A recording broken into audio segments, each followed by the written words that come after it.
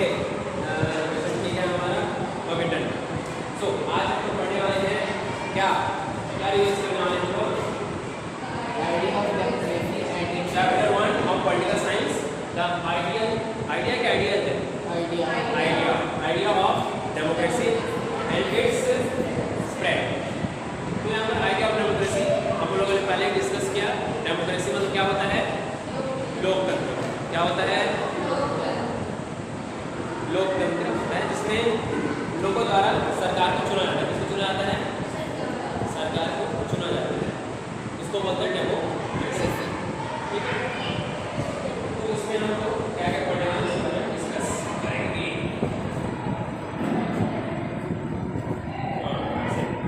तो जो मिनिस्टर्स लोग होते हैं वो लोग ऐसे ही इसमें पोडियम में भाषण देते हैं इस प्रकार से। ठीक है, तो देखिए हम लोगों ने क्या क्या पढ़ा था, डेमोक्रेसी डेफिनेशन वगैरह पढ़ लिया था। ये सॉर्ट ऑफ रिवीजन है। क्या है? रिवीजन। सॉर्ट ऑफ रिवीजन मतलब एक तरह से क्या है? रिवीजन है।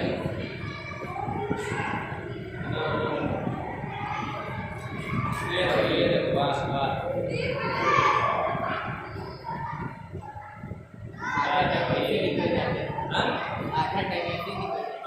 निकल जाता है क्वालिटी में। हाँ ठीक है, कौन सा? अभी रिवीजन तो चल रहा है बेटा। अभी क्या कर रहे हैं मतलब रिवीजन करेंगे। आपको बुक आज मिला है तो आप चैप्टर देखेंगे तो कैसे समझ में आएगा। ठीक है, देखिए चलिए ध्यान दीजिए बस ऐसे। ठीक है, ये डेमोक्रेसी के बारे में हम इस चैप्टर में पढ़ेंगे। डेमोक्रेसी क्या होता है पढ़ चुके हैं, तो पहले से रिवीजन कर रहे हैं। और इसका स्प्रेड यानी कि जैसे कि जो डेमोक्रेटिक देश है, जैसे खरबूजा को देख खरबूजा रंग बदलता है, सुने हो? खरबूजा को देख खरबूजा रंग बदलता है। तो जैसे भारत में डेमोक्रेसी है, इसको देख के और भी देश इंस्पायर होते हैं। क्या होते हैं? और भी देश इंस्पायर होते हैं। ठीक है, जैसे कि भारत के जो फ्रीडम फाइटर्स हैं उन लोग इंस्पिरेशन लिए थे सबसे पहले फ्रेंच रिवॉल्यूशन से। कहाँ से? French revolution. फ्रांस के लोग को फ्रेंच बोलते हैं। क्या बोलते हैं? फ्रेंच बोलते हैं फ्रांस के लोग। जैसे इंडिया के लोग क्या बोलते हैं? इंडियन।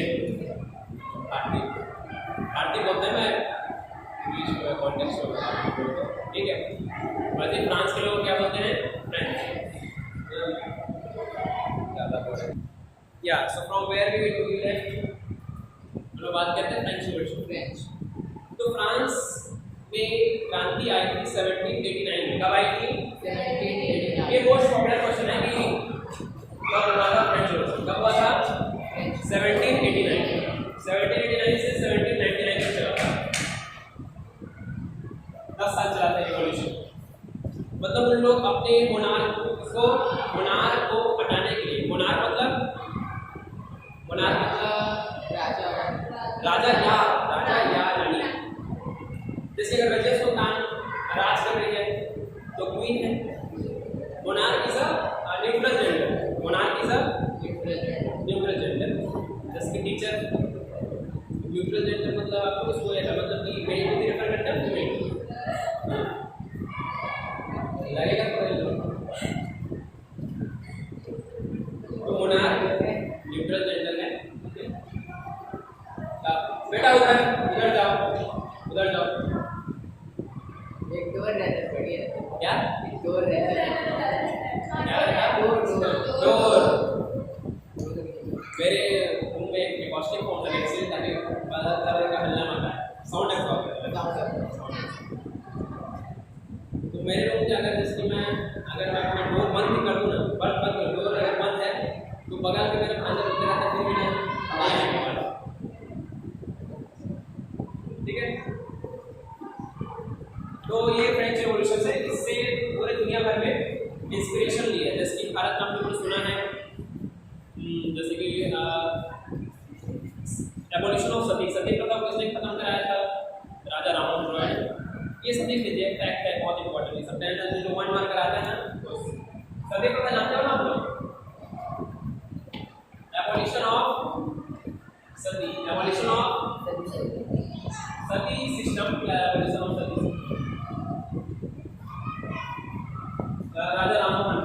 राजा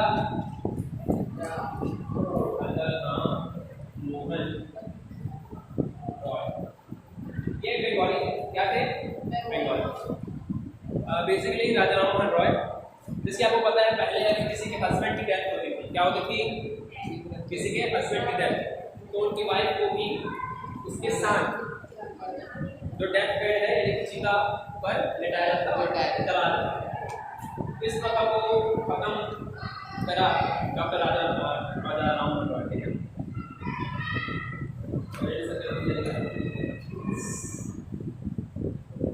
तो राजा राम मोहन रॉय ये प्रथा क्या का, तो फ्रेंच रेवोल्यूशन जैसे वहाँ पर क्रांति हुआ था कि वहाँ पर राजा को हटाकर, फ्रांस में जब राजा को हटाकर डेमोक्रेसी लाया जा सकता है, तो भारत में भी क्यों नहीं कर सकते? इंस्पिरेशन, एज अ इंस्पिरेशन, वो लोग इंस्पिरेशन लिए, ये लोग गए और बहुत इतने बड़े बड़े जो लोग उस टाइम फ्रेंच रेवोल्यूशन से इंस्पिरेशन, उस टाइम इन सब के बारे में बुक्स वगैरह।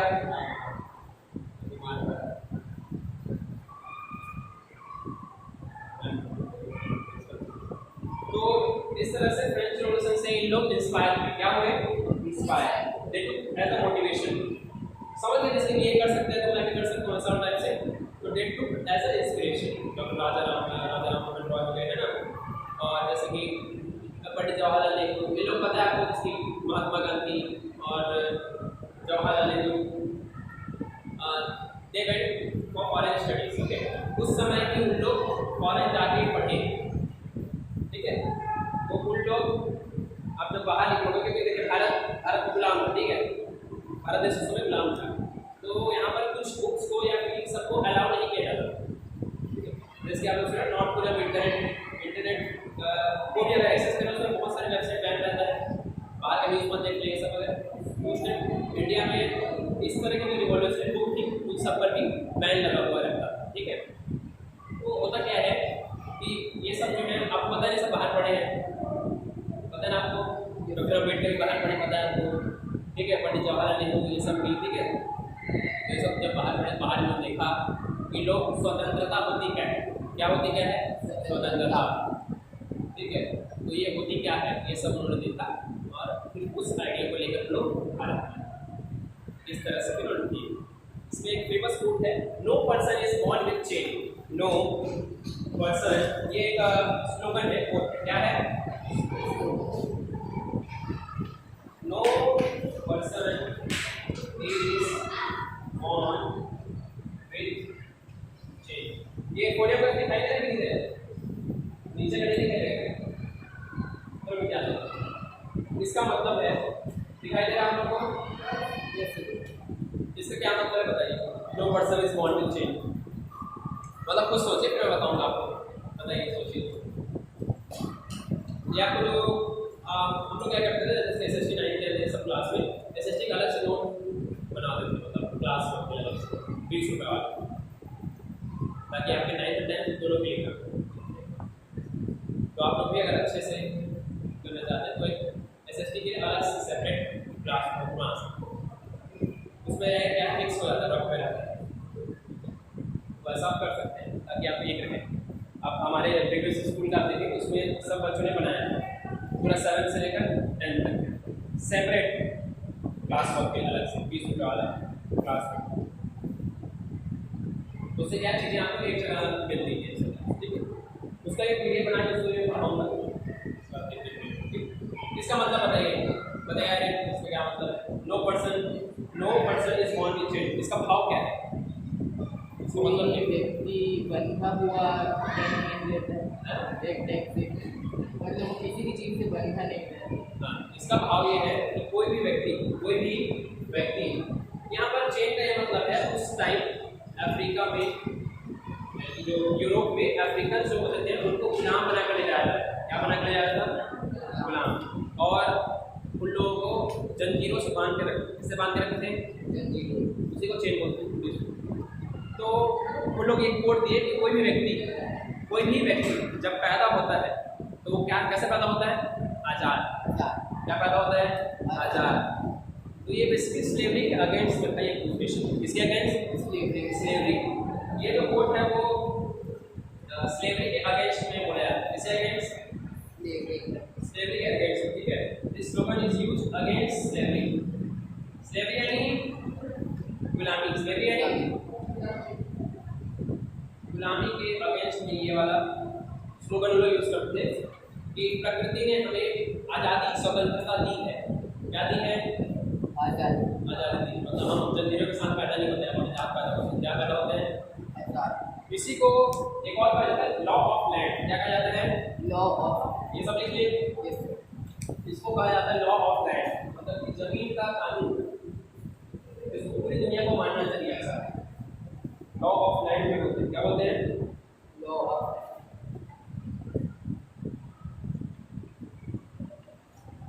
या लॉ ऑफ नेचर। लैंड का ये मतलब है कि मतलब प्रकृति आपको अधिकार देती है। ये सब नेचुरल राइट्स बोलते हैं। क्या भी बोलते हैं? नेचुरल राइट्स बोलते हैं। क्या बोलते हैं? नेचुरल राइट्स मतलब अधिकार। राइट्स मतलब अधिकार होता है। राइट्स मतलब अधिकार। इन सब कहने का मतलब ये है कि नेचुरल राइट या law of land, natural right या लॉ ऑफ लैंड ये कहता है कि कोई भी मतलब कि प्रकृति खुद नहीं चाहती कि आप किसी के गुलाम रहे। नेचर इसके अगेंस्ट में है। इसके अगेंस्ट में है स्लेवरी। लॉ ऑफ लैंड या नेचुरल राइट क्या होता है? जैसे कि खुली हवा में सांस लेने का अधिकार, ठीक है। आपको धूप मिले, आप अच्छा सांस लें ऑक्सीजन, ठीक है। आपको चलने फिरने दिया जाए, मतलब एक जगह बांध के ना रखा जाए, ठीक है। और क्या हो सकता है? आपको अच्छा पानी मिले, पानी फ्री है, पता है ना आपको। ये सब एग्जांपल है नेचुरल राइट्स। इसके एग्जांपल है लगभग से ये जो है नेचुरल राइट्स पूरे पृथ्वी पर लागू होता है। और ये law of land country to country depend करता है। लॉ ऑफ लैंड ये धरती है, ये लॉ ऑफ लैंड इंडिया का लॉ ऑफ लैंड है ना, अलग होता है ऐसे। नेचुरल राइट में क्या है? जैसे कि आपको खुली हवा में सांस लेने का, ठीक है, ठीक है। ऑक्सीजन मिले, आपको क्या मिले? वाटर मिले, ठीक है। और मूवमेंट पर रेस्ट्रिक्शन ना हो, ठीक है। No restriction on movement. Movement में समझो, नो रिस्ट्रिक्शन ऑन मूवमेंट। आपको ये मत बोला जाए कि आप सिर्फ एक ही गांव में रहोगे, इस गांव से बाहर नहीं जा सकते। ये भी एक प्रकार का क्या है? अरेस्ट है। आपने वो नाम सुना हाउस अरेस्ट? हाउस अरेस्ट उसमें क्या होता है? आपको अपने घर से बाहर नहीं निकलने देना, हाउस अरेस्ट। क्या बोलते हैं इसको? House arrest. तो वैसे अगर आपको विलेज अरेस्ट किया जाए तो क्या आप फ्रीडम एंजॉय कर पाएंगे? नहीं कर, ठीक है। उसको कहा जाता है, मतलब वो भी क्या है? Restriction on movement. तो लॉ ऑफ नेचर या नेचुरल राइट्स क्या कहता है कि आपके मूवमेंट मतलब आवागमन, आप जो जा रहे हैं, आ रहे हैं, इस पर रेस्ट्रिक्शन ना हो। क्या ना हो? रेस्ट्रिक्शन। इसका बेस्ट नाम है हाउस अरेस्ट। तो हाउस अरेस्ट किया जाता है उनके घर को चारों तरफ से। ऐसे मतलब डिपेंड करता है कितना बड़ा आदमी के हिसाब से, तो उसको पूरे आसपास उसके मतलब हर अगर 2 गेट है तो 2 पुलिस वाले अगर खड़े रहेंगे तो बाहर ना निकल पाए। उसको बोलते हैं हाउस अरेस्ट। क्या बोलते हैं? हाउस अरेस्ट, ठीक है। और इसका कई क्रिमिनल्स को आपने सुना होगा कि एक गाँव या दूसरे गाँव नहीं जाना होता है, अगर वो मुकदमा चला था। CID देखा आपने? CID क्या बोलते हैं? शहर से बाहर मत जाना होगा, शहर से बाहर जाओ तो हमें इन्फॉर्म करना होगा। ये होता है रेस्ट्रिक्शन ऑफ मूवमेंट। तो नेचुरल राइट से क्या कहता है? रिप्लांटेशन।